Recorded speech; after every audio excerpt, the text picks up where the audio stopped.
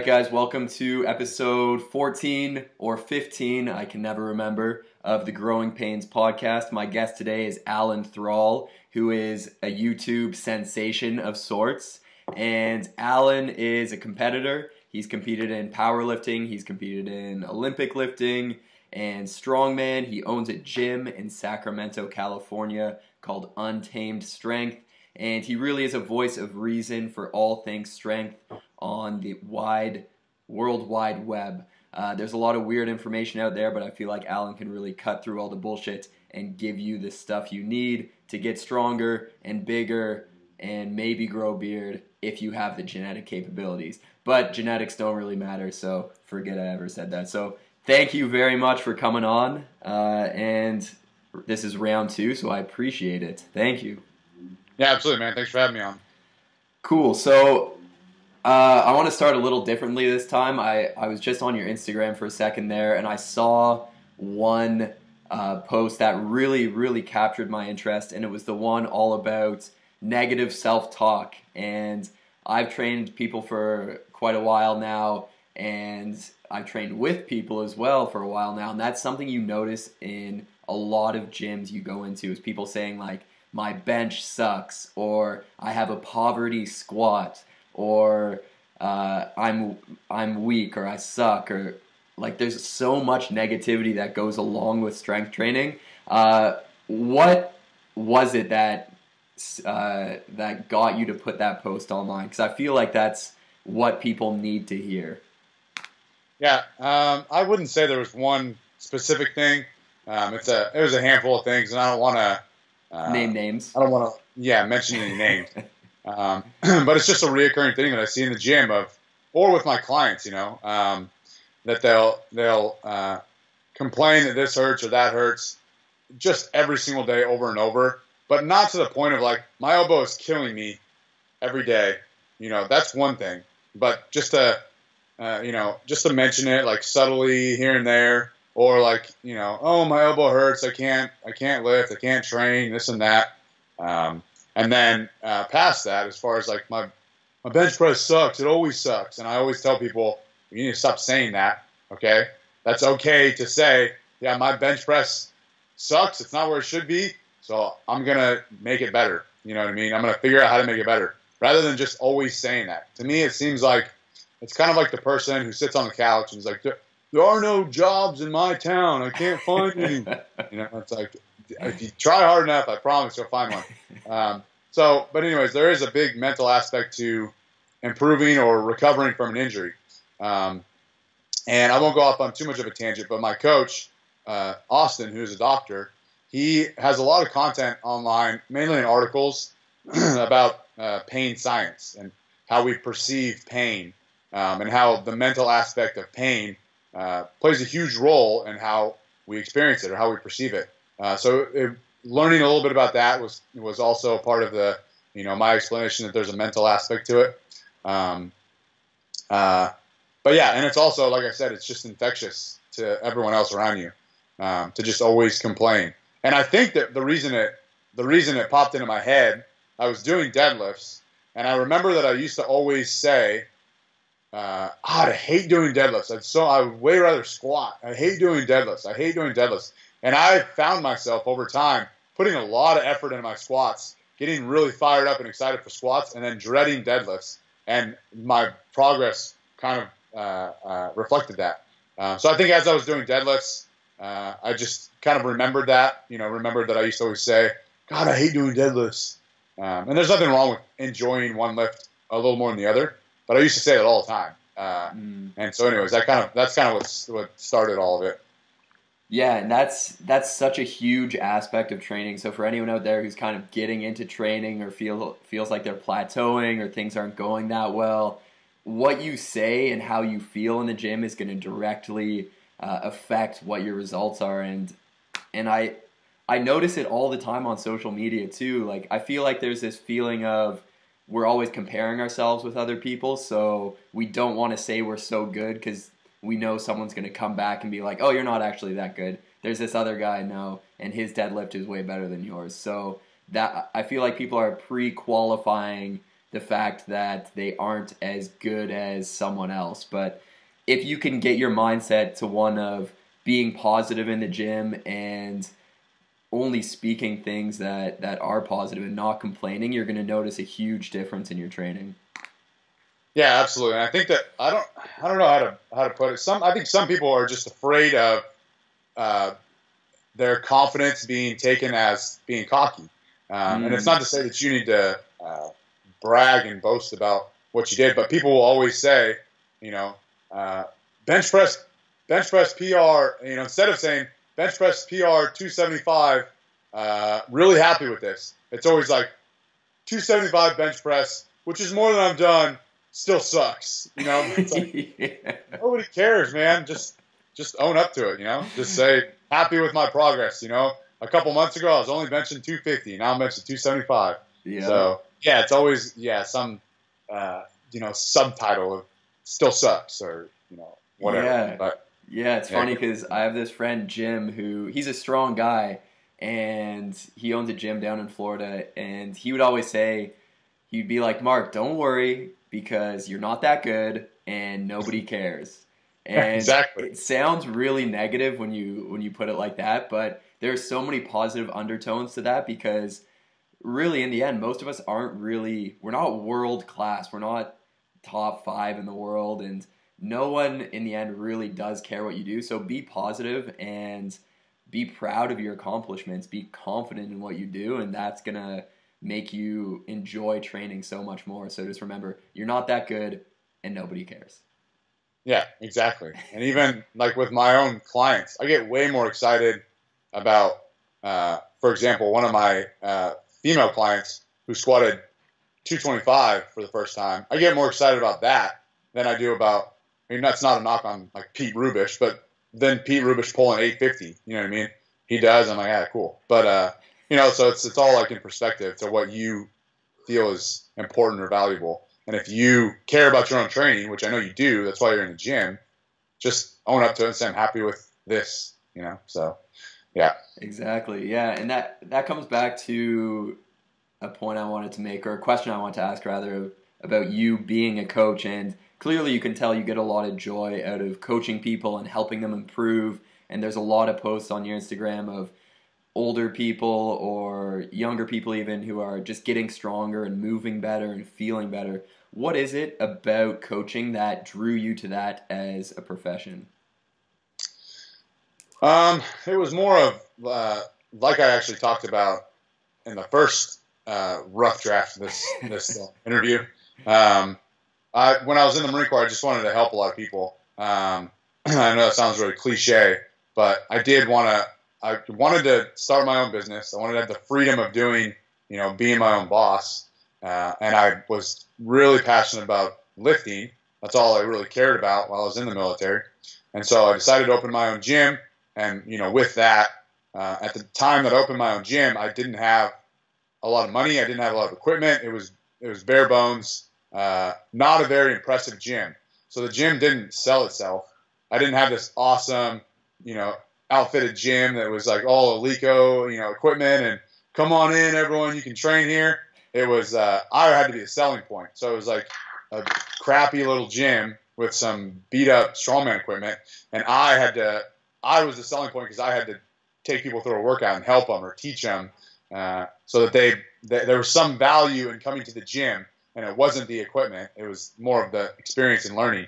So it just continued from there. Yeah, it's I do enjoy learning and then helping other people.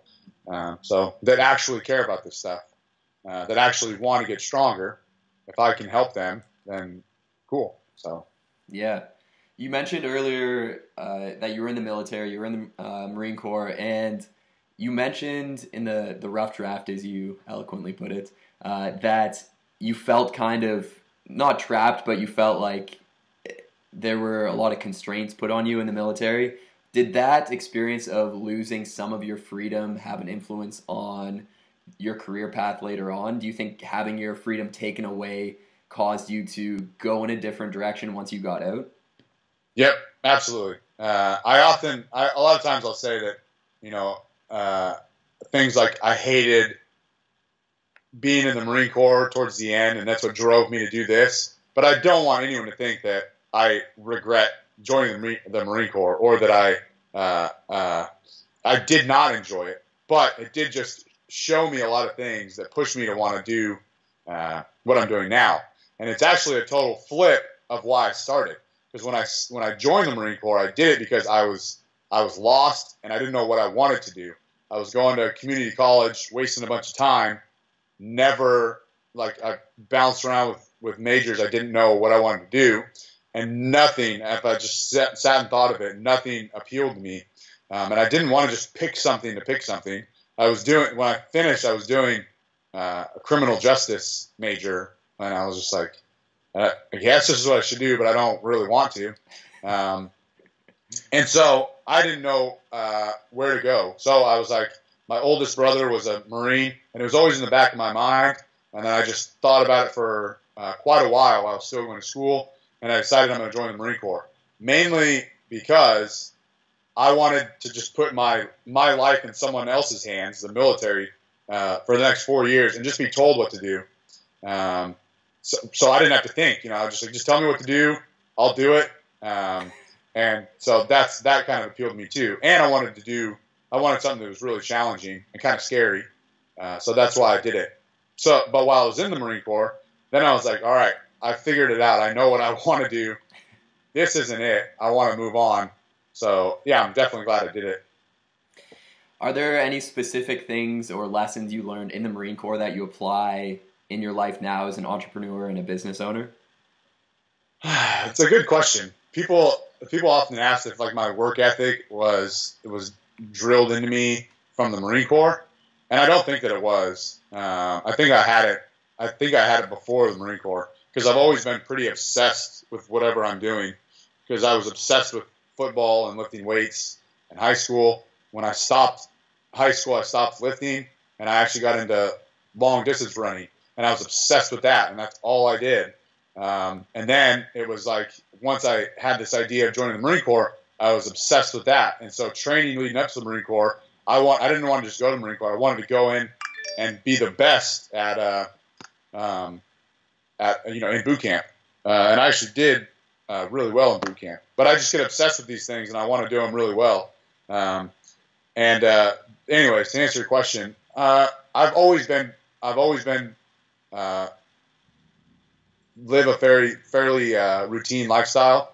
Even when I got out of high school and I was working as a landscaper and a painter, we would paint school buildings, like rotate painting school buildings for districts. And I worked like 10, 11-hour days, and I was running all the time.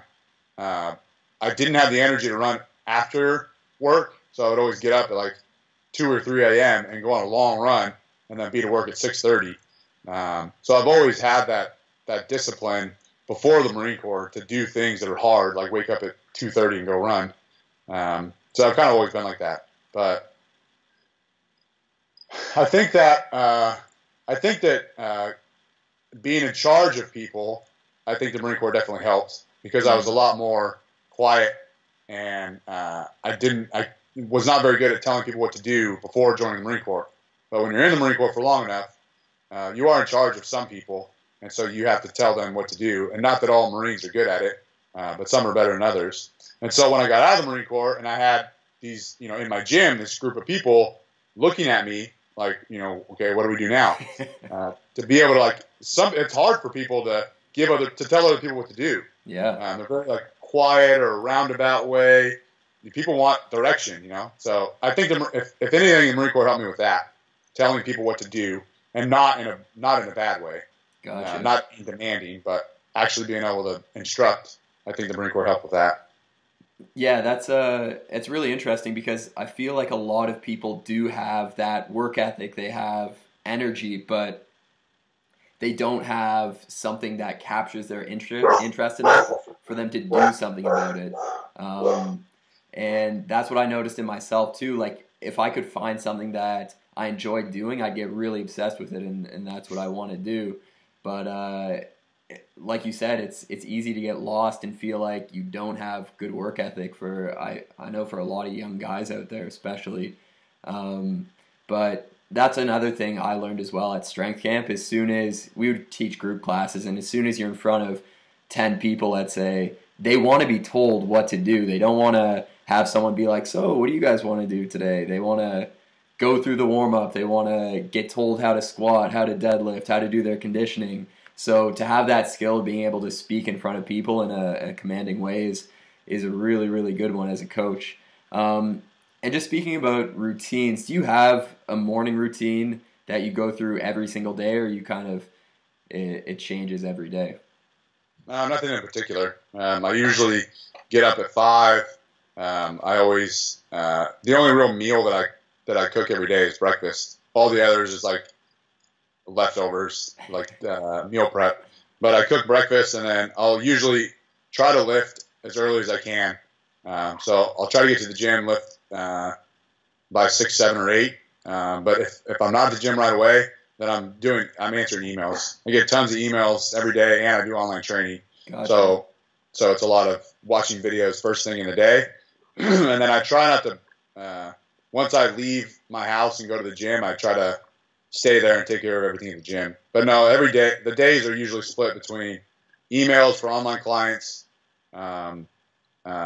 in-person clients, obviously, classes at the gym, and just maintaining the gym, taking care of business stuff.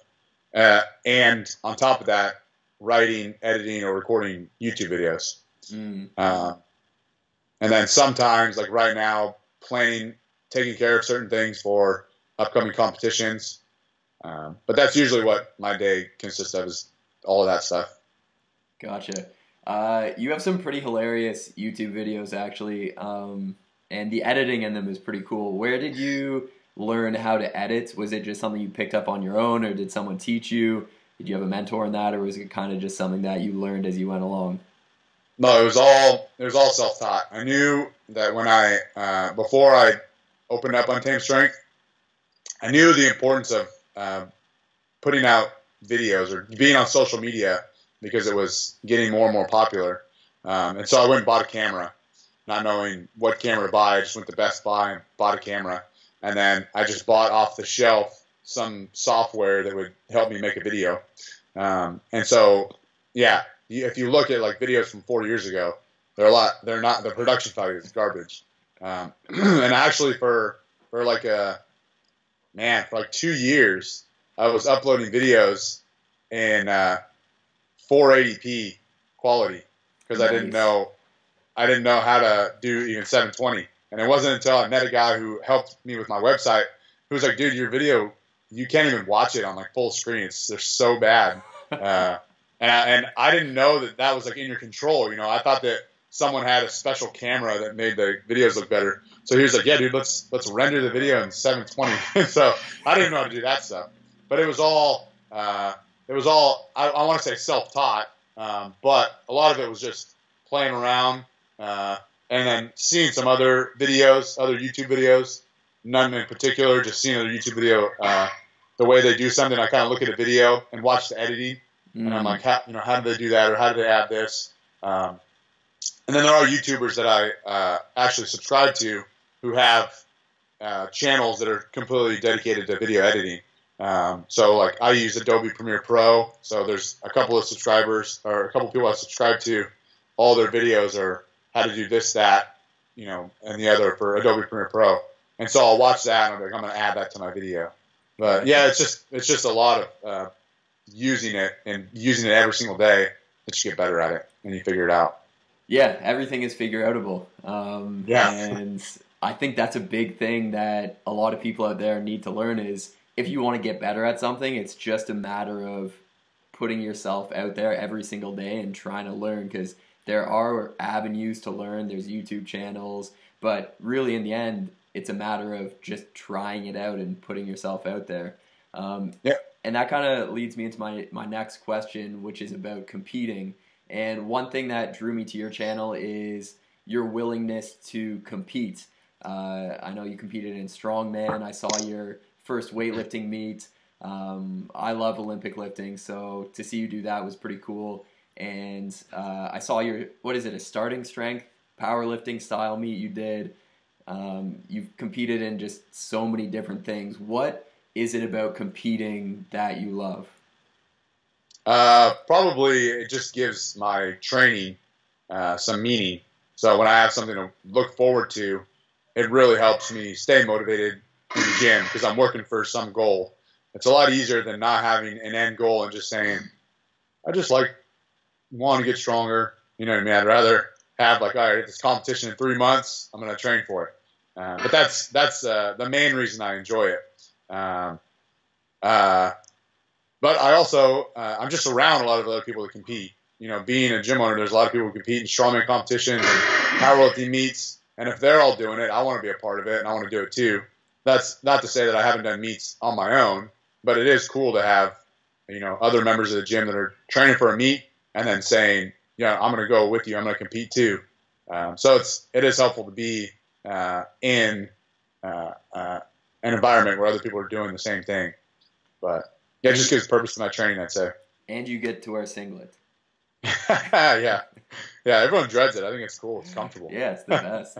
Actually, I have a funny story because the first weightlifting meet I did was the MIA Classic down in it was Fort Lauderdale that year. And I had my singlet on. I was ready to go. They called my name to go on stage. And the guy next to me was like, bro, you wore that backwards. And I looked down, and I had it with the thin straps that were supposed to be on the back on the front, so my nipples were showing. So I had to quickly strip down in the back, put it back on, run on stage, and do my lift. But that was a harsh intro into the world of competing. But yeah, I had the same. My first singlet that I got was a powerlifting singlet, so it wasn't spandex. It was kind of like a cloth, stretchy cloth. And I still don't know what the front and the back are. I don't know if it's interchangeable, but I just wear it hoping that I'm wearing it right. But I don't know what the front or the back is. But that's funny. Yeah, mine was a wrestling singlet. So it wasn't even, but it had super thin straps. Very old school. I was like one of those Bulgarian lifters. It was pretty badass. But yeah, I have a similar experience with competing as well. It instantly adds a new component to your training. And for anyone out there, if you ever feel like you're lacking motivation in your training or you don't have any good direction, just sign up for any type of competition, and instantly your training sessions are just going to be inundated with more meaning. And ever since I first started training in weightlifting, I've tried to compete, and I feel like that's the main thing that's kept me going this long, and it continues to propel me forward. And just the friendships you make through competing and the experience you get lifting and the confidence you can build through competing it's just unparalleled. So for anyone out there, I would highly suggest trying out a competition. So one thing I wanted to ask was, you've tried so many different styles of training, and recently you switched to more of a starting strength style of training. What prompted that change from what you were doing before? I would say that I was wanting to do too much. And so I was signing up for all kinds of strongman competitions. I was doing, the weightlifting meet was more, I knew I wasn't going to be a weightlifter from now on. I just wanted to try it because it looked really cool. And I would do cleans in my training just regularly. And so I never ever snatched. So I was like, I want to learn how to do all this. And it would be a break from just, because again, I was, like I said, I think in the first recording we did, that I was lost. I didn't really know where to go. And so I was like, oh, I'll do weightlifting. I suck at it right now, so I'll only get better. It's like being a novice all over again. So that's why I wanted to do that. But, I knew I was like, this will probably be the only one I do. It'll just be fun to do. But I was doing too much. I was doing strongman competitions. I was still doing powerlifting meets. I did the weightlifting meet. And when I sat down and thought about it, the reason I lift is because I want to get stronger. There's a recreational aspect to it, but I just wanted to get stronger. And my lifts were not going up. My clean and jerk and my snatch were going up because I started from 0. I never did it. But even my strongman was not getting any better. My log press was not getting better.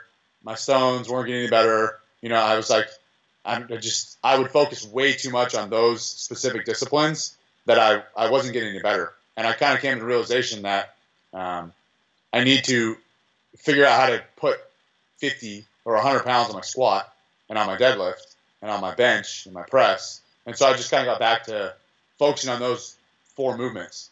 And you know, this is kind of a contentious topic with a lot of people, but they'll say you don't have to do the big 3 only. And I agree, you can do whatever you want to do.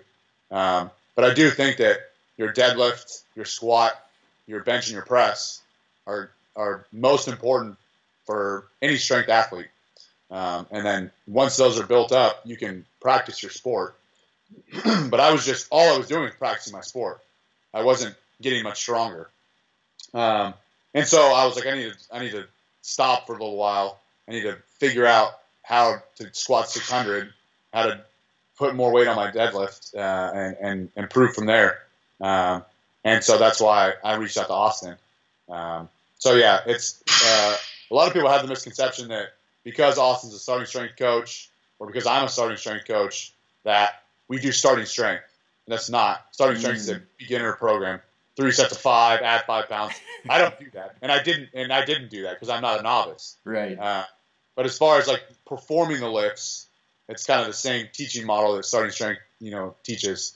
Starting strength begins and ends with novice. You know what I mean? Once you're a novice, once you're done being a novice, you're done with starting strength. And then from there, Austin has a lot of experience training intermediate and advanced lifters. And so that was the reason. I wasn't getting any stronger. I was just farting around with a bunch of different sports, which is okay. But I stopped enjoying that. I was like, I'm tired of going to these competitions and getting my ass kicked and zeroing a bunch of the events. And it came down to it. I was like, I don't need to just keep practicing more log press. I need to press more. You know what I mean? I'm not going to clean and press a 300-pound log if I'm stuck strict pressing 185. You know what I mean? So then I fell into that for a long time. Like, what's wrong with my technique? I need to work on my log technique. I was just weak. So yeah, that's why I got into that stuff. And that's kind of currently where I'm at, because I have certain goals in mind as far as for the big 3, you know, those numbers I want to hit. So that's why I'm focusing on that. Gotcha. Yeah, it reminds me of a story, and I had a guy coaching me in weightlifting down in Florida, and that was my biggest thing. Like, my technique was okay, I just needed to get stronger, and my squat especially.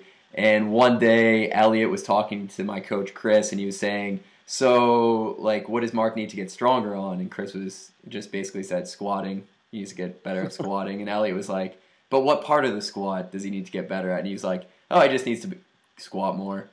And Elliot's like, but, like, is there any assistant exercise he needs to do, like walking lunges or anything like that? He's like, no, he just needs to squat more.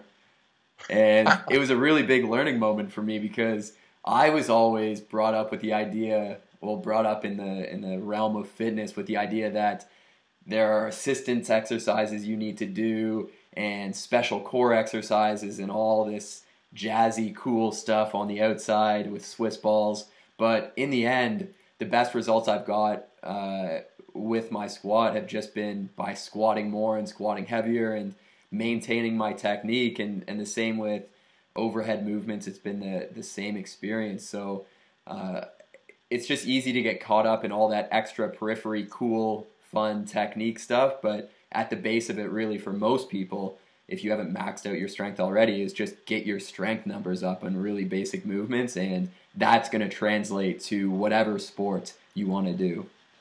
Yeah, there's a guy that was in here who I wasn't coaching, but he was doing cleans, and he was getting pinned under 225. And he was like, can you watch and see what I'm doing wrong? And I said, sure. And he just clean was fine, pull was fine. He just get to the bottom, just get pinned, and then like come up and fail.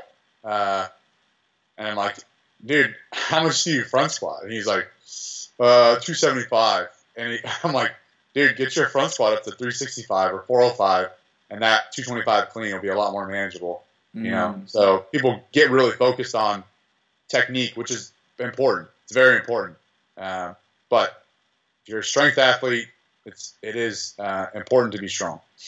Yeah, I can't remember who said it, but they said something along the lines of, at any weightlifting meet you go to, the strongest, most powerful person wins. It's not the person with the most immaculate technique. It's just the Right. strongest, biggest, most badass guy is going to win. And for a lot of people, that can be frustrating because they want to think that it's technique or this like secret little method they have that is going to make them better than the next guy.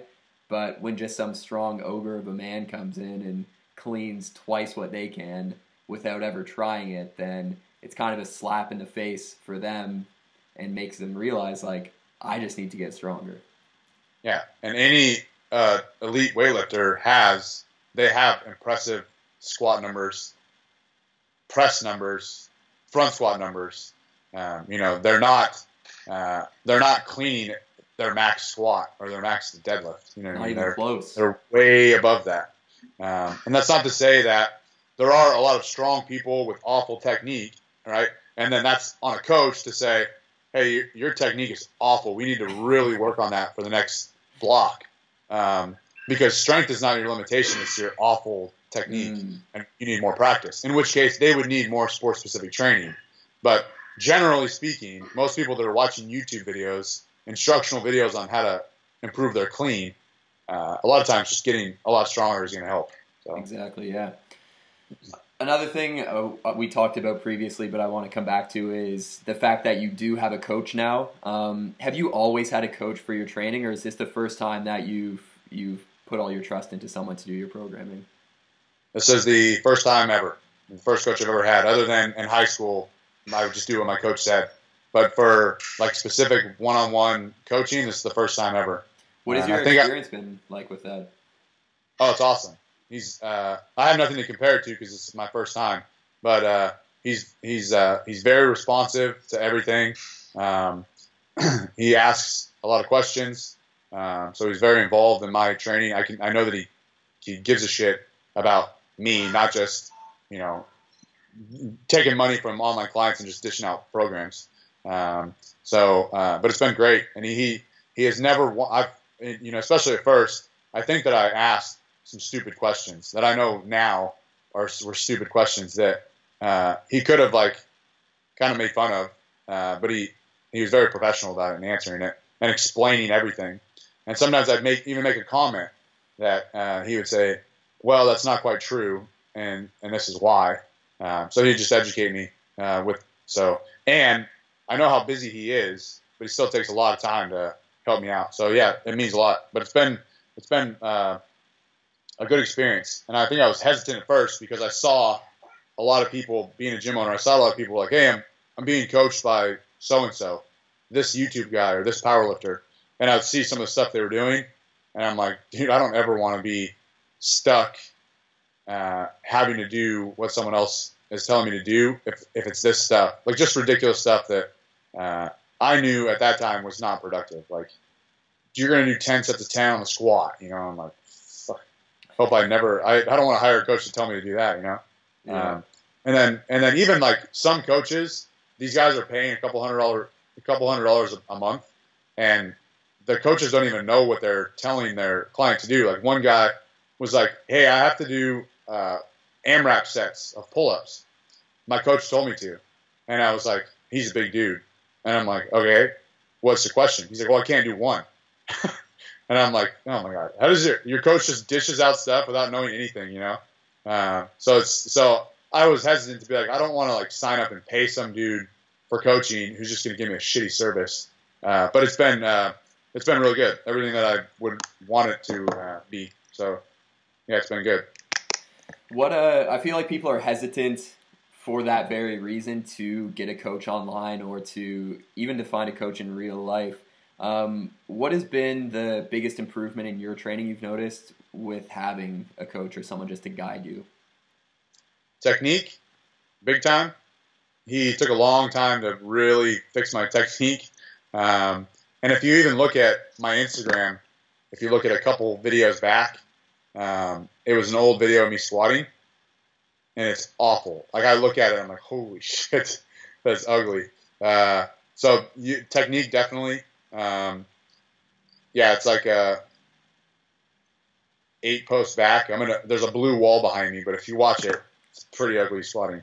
So that's helped a lot, but even more so than that is my understanding of programming, how to program intelligently, what makes a good program, which I had really no clue beforehand. Thought I did, but I didn't.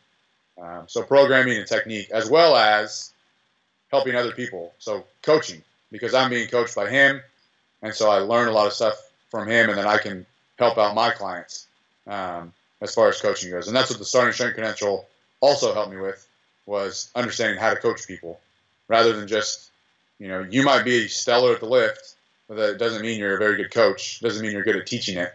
Mm-hmm. So that's helped as a coach with my technique and with my understanding of programming. Has that been through questions you've asked him and you've initiated that, or is that more so just being given a program and having it explained to you? At first, for the first 5 or 6 months, there was a lot of just him telling me what to do, and then me kind of observing, like, okay, I kind of see this trend or where this is going. But since then, mainly when I decided that I wanted to become a starting strength coach, he's really, really been a mentor in helping me understand a lot of stuff. And if I have questions, like a lot of time before I make these videos, these recent YouTube videos, I'll send him a text or a message on Instagram asking questions, so I don't say stuff that's not right, because I respect his opinion. And there have been times where I sent him videos before they were published, before they were live, and I had to make some corrections, because he was like, it's not that he's this is wrong, but he's like, I would recommend this, or this is kind of unclear, or et cetera. So he helps me a lot with any questions that I have. But yes, recently, like the past 6 months, has been a lot of me asking him questions that he's helped me. So, and him and Jordan, who own Barbell Medicine, have been putting out a lot of stuff on YouTube that's really, really helpful. Their podcasts, Barbell Medicine podcast, I suggest listening to a lot of it, that you can get iTunes or YouTube. And so even just listening to that, you can learn a lot from it. Mm. And they have plenty of articles online that are also helpful. So it's just being aware and wanting to learn on my own. Gotcha. Yeah, it's an interesting thing, because at multiple different times in my training history, I thought I was doing things 100% perfectly, and then maybe a month or 6 months or a year down the line, you look back and realize, like, I wasn't even close to where I needed to be, or I wasn't even doing anything like I needed to be doing. So having that person in your life who you can ask questions to, or who can say to you, hey, that's not quite right, is invaluable when it comes to training. And I know in my own training, when I had someone there with me to say, tweak this or change this a little bit, or do this or don't do that, then my training just instantly got so much better. So just being a coach myself and seeing the value that a coach had for me was incredible, and I recommend it to anyone out there. Yeah, exactly. It's extremely helpful, and I would recommend it to everyone else too. So yeah. Gotcha. So I wanted to talk a little bit about your business, which is pretty multifaceted. You have YouTube, you have an in-gym, you do online coaching, all that kind of stuff. What has been the biggest struggle with maintaining so many different avenues of creativity in terms of the YouTube, your own real-life gym, coaching people online, Instagram, so many different mediums you're working with? What has been the biggest challenge with that? Probably just keeping up. That I want even more. I want to put out even more information, but it's hard. It's like the more popular YouTube becomes, the more popular the gym and online training becomes. So then YouTube kind of takes a hit, because I don't get to put out as many videos as I'd like. Whereas initially I would just come to the empty gym for 10 hours a day, because I didn't have anyone coming in, and just work on YouTube videos. So I have to realize that I'm one person. I can't do everything, but it's just balancing it all. My to-do list never ends, and I can get flustered, overwhelmed sometimes. but I just have to realize that it's never, up until now, I have never checked off everything on my to-do list. So I need to stop worrying about checking everything off my to-do list, because it's never going to happen. Just be as productive as I can and just keep, moving ahead. So yeah, just balancing it all. But I think that I do a good job. I try to put out 2 videos a week, which doesn't always work. Sometimes it's 1. And then I have a good blend of online clients and in-person clients. And then I have to find time to do everything else that a gym owner has to do, and I have to find time to train. So, but again, being in charge of my own schedule, I can manage all that. I'm not stuck. Like if I really wanted to, I could drop off something that I can't. If I said I need to stop making YouTube videos, or I'm going to cancel all my clients next month, or online clients, I can do that if I wanted to. So it's all in my control, which is nice. You mentioned that at the beginning your gym was kind of empty. Was that a pretty big struggle, or was that something you kind of just knew was part of the process and eventually people were going to come? It was a huge struggle for a while, for a long time. Luckily, I had some money saved up when I got out of the military, so I knew I need to spend some money on equipment, but I need to have a little bit of money saved up so that I can pay rent for the next year without making a lot of money. And I don't know the exact date, but it was a long time before I actually was making enough in memberships to pay rent. And so, there was all that savings that I was burning through. But yeah, it was way harder than I thought, because I thought that everyone wanted to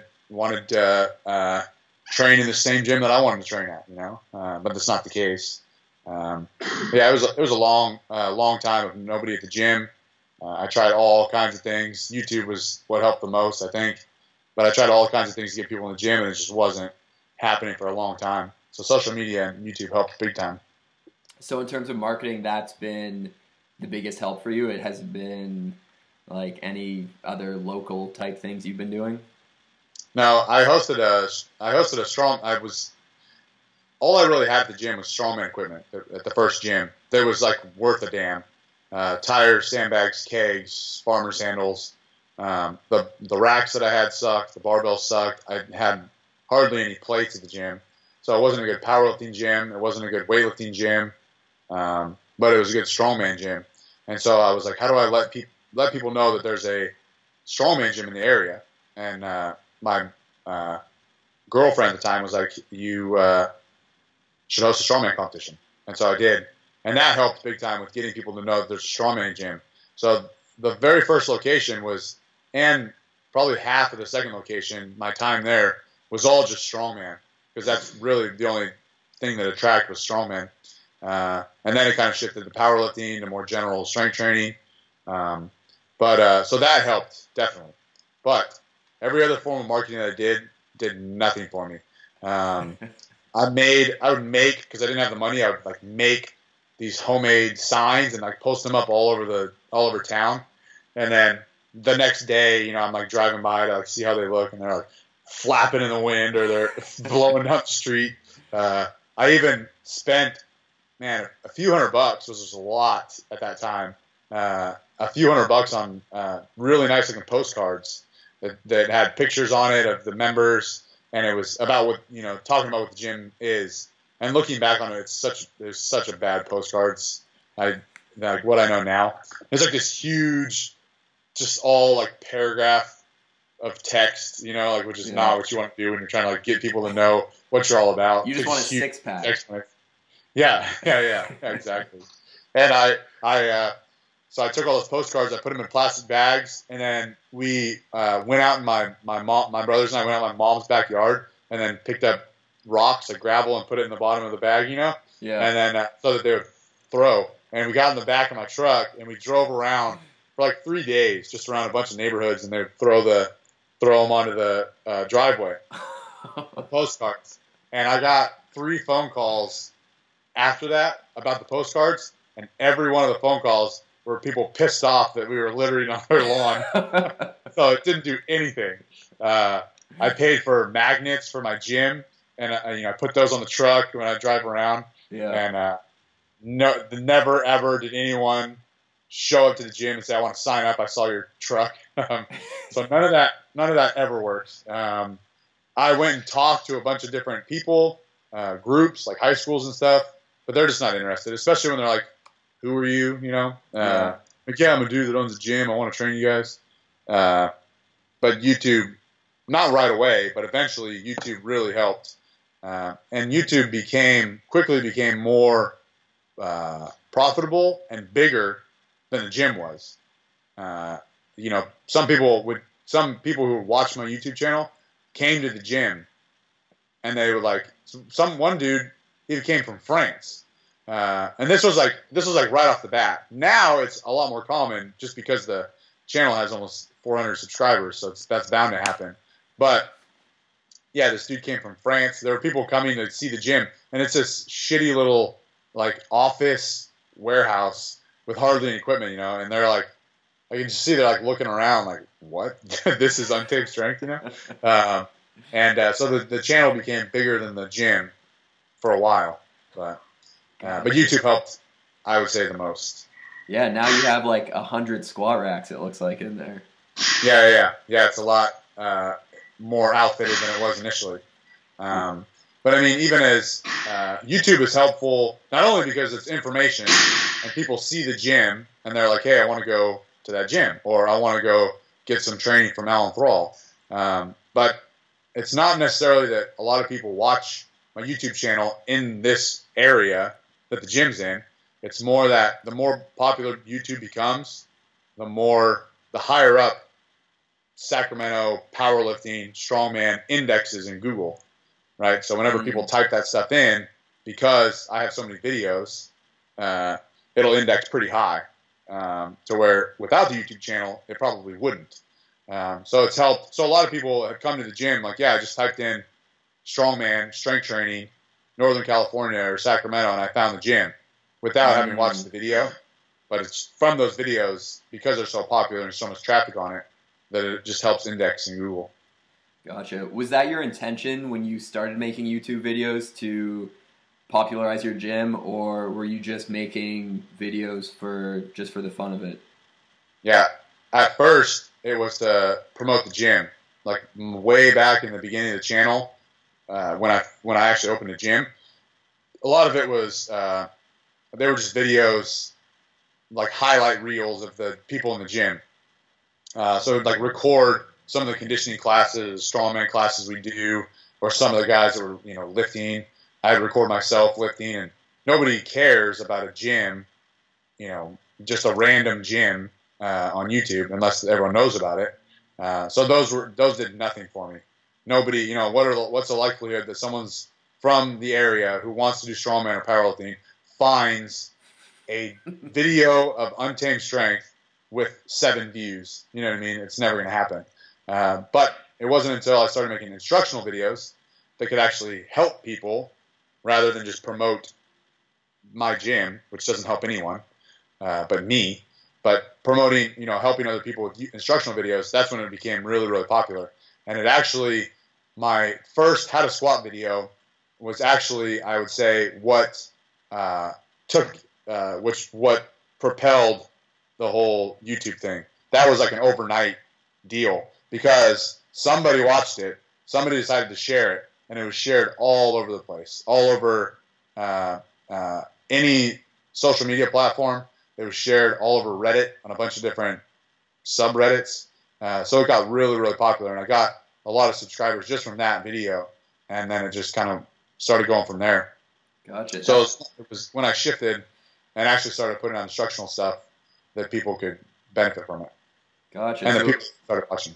Yeah, so it was more so just you trying to help people is what came back to help you in the end. Yeah, because I was honestly, like every day, I'd show up to the gym. A lot of times I'd put out a bunch of free stuff, like come to the gym for free, you don't have to pay anything. And I would like set up all these like circuits, like strongman circuits. And it's like a total sob story. And then I like sit there and I'd be like, all right, maybe everyone's like 10 minutes late. and then nobody would come, you know. So there were like days where nobody came in the gym, and so I was like, well, maybe I'll try making some videos and posting those on YouTube to help people, even though I can't help many people in person. So yeah, and before that, I had never ever been on YouTube other than Elliot's videos, and I actually used to watch Chandler Marchman's videos, and Zach Evanesh. Have you met Chandler? No, I haven't. Do you know who it is, though? The Swole Patrol guy? No, I've never heard of him. What? He was like Elliot's right-hand man. Well, they didn't work together, but Elliot used to do a lot of strongman training with him, and Elliot put him on his channel a while ago. But he's in Fort Lauderdale, I think. Oh, okay.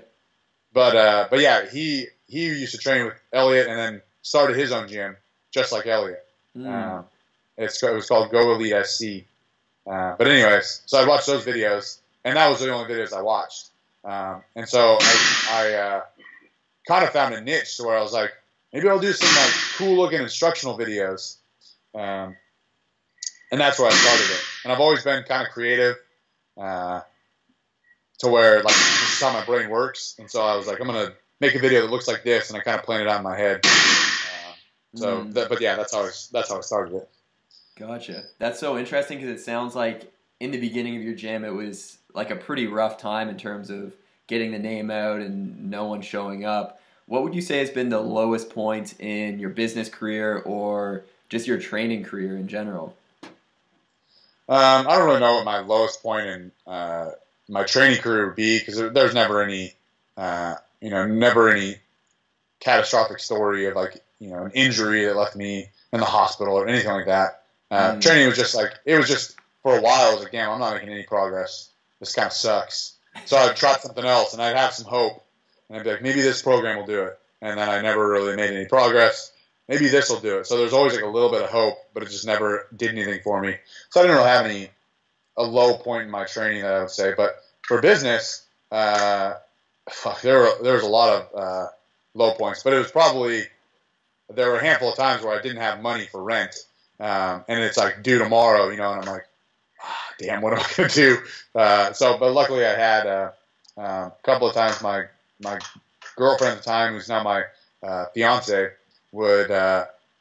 she'd be like, hey, here's $500 so you can make rent. So like at that point, I was just like, this is so stupid. What am I doing? I was like, I had these like big dreams of making it, and I was like, and I'm just literally, all my money is gone. I just don't know where to go from here. And it sucked because at that point you're underwater and you're just trying to catch some air. You know what I mean?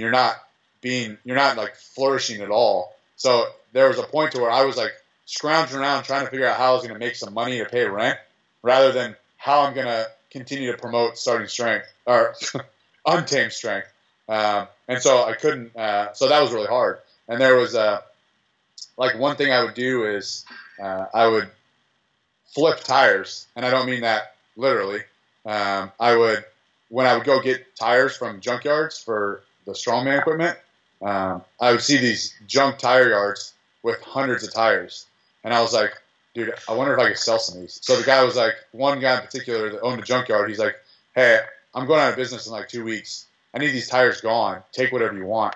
And so for like a week, I would go down there. I'd put as many tires in my truck as I can, and I'd put them on Craigslist, and I'd sell them for like $60 each, and people would buy them. And then I would deliver them for like 40, depending on the location. So sometimes I was making like $100 on a tire. And so so I'm just like going back and forth selling these tires just to get some money to make rent. But I'm like, I can't do this forever, because I can't just do something not involved with my business in order to pay rent. My business just sits there stagnant. You know what I mean? So it's hard when you're way behind like that. You just can't. It's like hard to catch a break, So yeah, it's hard to actually promote the gym or improve the gym when you're just trying to figure out how the hell you're going to find some money to pay rent. I had to actually sell a bunch of my personal belongings on Craigslist. I had all of my issued gear from the military, which I wasn't supposed to have, but I got it. And so I sold a lot of that for a lot of money. So just shit like that I had to do that sucked. Just to pay rent for a while. That's probably the lowest point. So That's crazy. That's a crazy story. And yeah. I don't think a lot of people understand that or see that when they just see someone's YouTube channel or someone's website. But what was the key for you in terms of like where your mental state was at in a time like that? Just to stay positive and keep pushing forward? Is it just something you never really thought about and just continued pushing, or was there something that really helped you in times like that? Yeah, it was just continue moving forward. Don't sit and feel sorry for myself. So I'd have one little goal, and I'd be like, I'm gonna make this video. I'm gonna make this next video like it's gonna go viral. I can anticipate it, and then I'd like put all my energy into making this video that would hopefully, help me. Or I'm gonna host this competition. I'm gonna do the best I can to host it. And so it was like always looking forward to something. So right now, it's funny that I'm still doing a lot of the same rituals that I was doing then, but it's just a different perspective. And what I mean is, right now, I have so much stuff on my to-do list every day that I'll write down in my phone or even on paper. Like at the beginning of the day, I'll write down 5 things in order of when they need to be taken care of.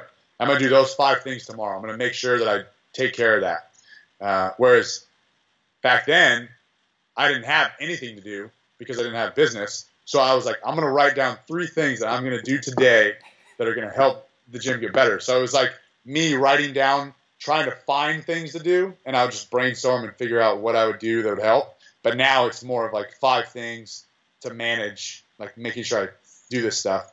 So yeah, so it's always just trying to do something, you know what I mean? And hoping that I would catch a break kind of, or, Yeah. but.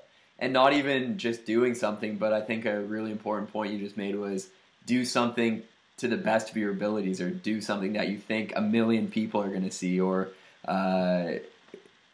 it's just the mindset of doing your best, which sounds so cliche and lame, but when you just said it there, like you made every video like it was going to go viral, that I feel like is going to hit home with a lot of people. It definitely hits home with me, because if you're just putting out shitty content that you're just half-assing because you're in a tight spot, then it's not going to go viral and people aren't going to want to watch it. But like you said, if you put your best out there, then eventually good things will happen. And it may not be the thing that you expect is going to happen, but at least it's going to be better than the spot you're in. But I feel like you just made a ton of really good points there. Now that you do have a little bit more stability, I'd say, with your gym, and you're running competitions and you have your online business going, where do you see yourself in 3 years, in 2020? Where do you see Untamed Strength, and where do you see yourself, Alan Thrall? It's a good question. I've never ever had a good answer for these types of questions because I think it's just because I'm so busy with what I'm doing right now that it's honestly like I'll get like my fiance will be like, hey, we're supposed to go to dinner for your dad's birthday tonight. And I'm like, what? We are? Like, I can't even keep track of like what we're doing tomorrow night, So it's hard to think like so far ahead. But I think every gym this is the 3rd location, the 3rd, not the 3rd active location, but we've moved 3 times. Untamed Strength has. So that's not, don't be confused. There are not 3 Untamed Strengths. There's only 1. But we've moved to this is the 3rd location. And I think every location I've been at, rather than complaining about like, oh, it just isn't what I want. It's not as big as I want, but it's all I can afford. It's not as outfitted as I want it to be, but it's all I can afford. I just want to completely maximize where I'm at right now. And so it's a good problem to have when you have too many members to fit your gym. You know what I mean? So that's what happened with the first one is I was like, I can realistically hold this many people. I can hold class sizes this big. So I'm going to do my best to get that many people in here. And then we had to move to a bigger location. Same thing happened there. And now here is much better than it's been because the location is 4 times the size of the first one. But I think it's the same thing. Like how can I maximize this place with equipment and with memberships? But I don't know. I can't tell you like exactly how many square feet I want, in 3 years. I know that I'll be here for at least another 2 years. Contract, the lease is at least 2 years, with the option of 2 more years at the same rate. So I know I'll be here for at least 2 more years. But I think, like, if I were to really think about it, I think it would be cool in the future to maybe knock down this wall and expand next door. But I don't know. I don't have a great answer.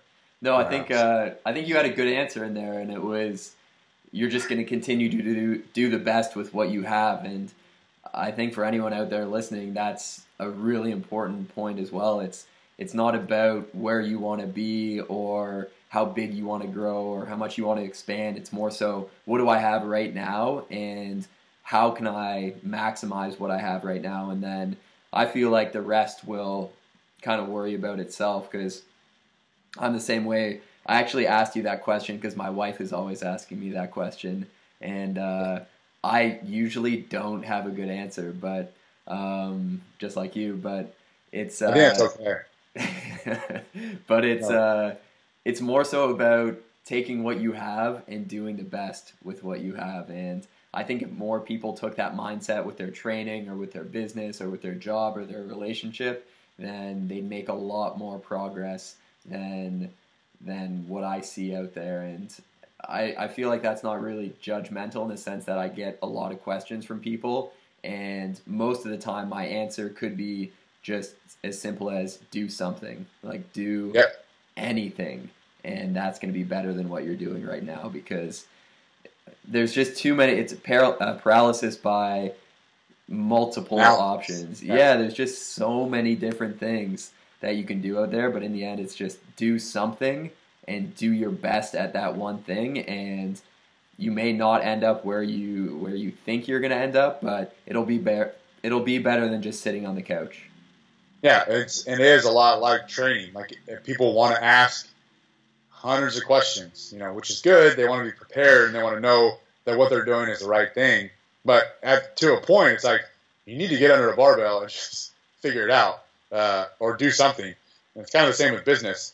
I was totally irresponsible starting my own gym, as far as like what you'll learn in a business class. But I was just so sick of, because while I was in the military, I was asking a lot of questions and trying to figure out where to go and what to do. I was taking, I don't know if he still does it, but he's got a newer one actually, but Elliot had how to open your own gym. Actually,